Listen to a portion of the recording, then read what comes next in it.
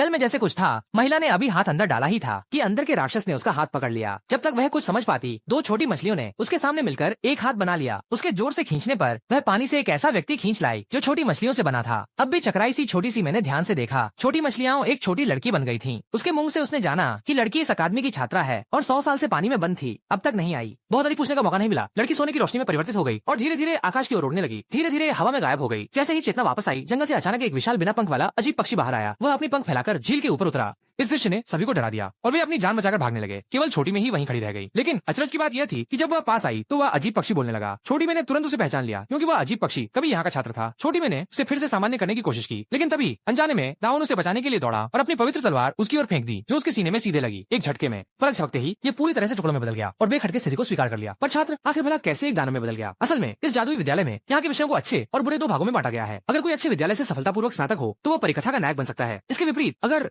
अकादमी से स्नातक होने पर आप एक सुपर खलनायक बन सकते हैं। लेकिन अगर कई विषयों में फेल हो जाते हैं तो यह स्वतः जादू को सक्रिय कर देगा, जिससे आप हमेशा के लिए राक्षस बन जाएंगे और अकादमी में रहेंगे। लेकिन ये पेशा खुद नहीं चुना जा सकता, बल्कि आंतरिक अच्छाई और बुराई के आधार पर निर्धारित होता है। जादूगरनी जैसी दिखने वाली छोटी माई को अच्छी अकादमी में रखा गया था, जबकि उसकी सुनहरे बालों वाली सहेली को बुरी अकादमी में भेज दिया गया था। रूप से राजकुमारी जैसी दिखने वाली सुनहरे बालों वाली बहन बहुत नाराज थी, लेकिन वह केवल चुपचाप स्वीकार कर सकती थी। बुरी अकादमी की पहली कक्षा में लड़का खुद को दिखाना चाहता था और एक वेयरवुल्फ बनने का निर्णय लिया। उसने पूरी ताकत से अपने चेहरे को लाल कर लिया, लेकिन अगले ही क्षण आवाज। इसके बाद इस लड़की की हरकत ने पलों में सबके जबड़े गिरा दिए।